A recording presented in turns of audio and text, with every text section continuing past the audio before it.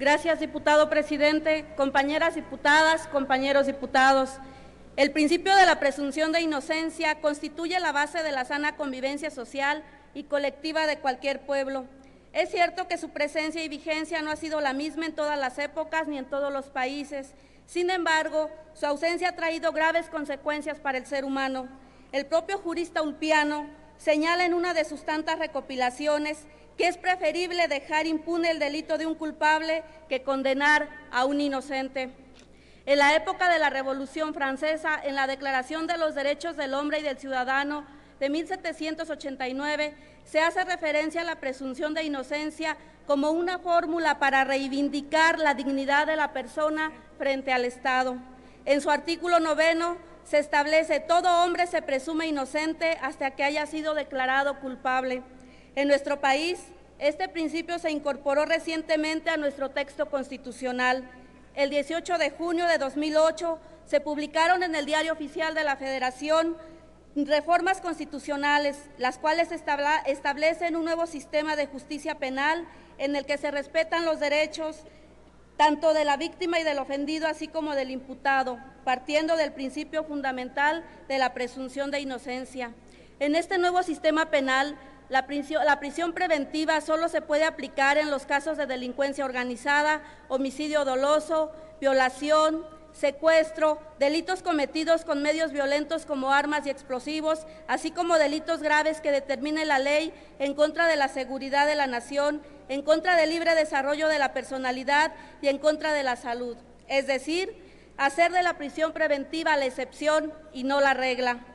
Por otra parte, en esta reforma se sustituyó al tradicional auto de formal prisión por el auto de vinculación a proceso, en virtud de que el propio auto de formal prisión traía aparejada cierta violación de derechos, particularmente el de presunción de inocencia. Es evidente que, de acuerdo al nuevo proceso penal, prevalece por encima de cualquier principio constitucional el de la presunción de inocencia, el cual se inserta de manera expresa en el artículo 20, apartado B de nuestra Constitución, que señala como derecho de toda persona imputada a que se presuma su inocencia mientras no se declare su responsabilidad mediante sentencia emitida por el juez de la causa, con lo cual nos colocamos a la vanguardia de los sistemas de justicia penal en el mundo.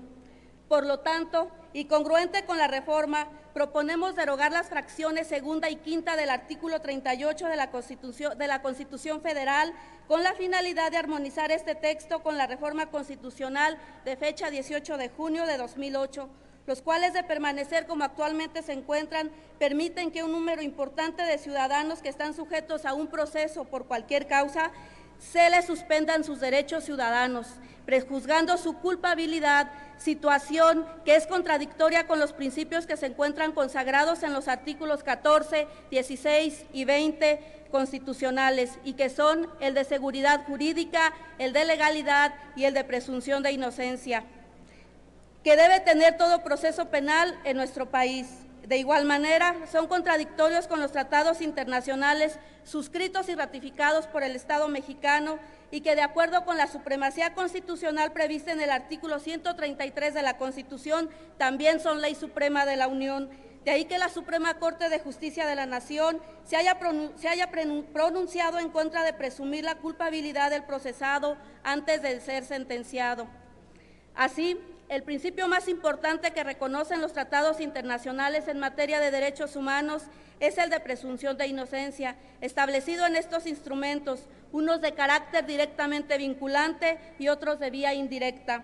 Entre los documentos internacionales con obligatoriedad jurídica que incluyen dicho principio se cuentan las Declaraciones Universal y Americana de Derechos Humanos del 10 de diciembre y 2 de mayo de 1948, respectivamente, el Pacto Internacional de Derechos Civiles y Políticos del 19 de diciembre de 1966, la Convención Americana sobre Derechos Humanos del 22 de noviembre de 1969, así como las reglas mínimas para el tratamiento de reclusos adoptadas por el primer Congreso de las Naciones Unidas sobre prevención del delito y tratamiento del delincuente, celebrado en Ginebra en 1955. Por tanto, el Estado no puede afectar derechos humanos y debe tratar a la persona como inocente hasta que sea declarada culpable por sentencia judicial firme. Por lo anteriormente expuesto, propongo a la consideración de esta soberanía la siguiente iniciativa con proyecto de decreto por el que se derogan las fracciones segunda y quinta del artículo 38 de la Constitución Política de los Estados Unidos Mexicanos.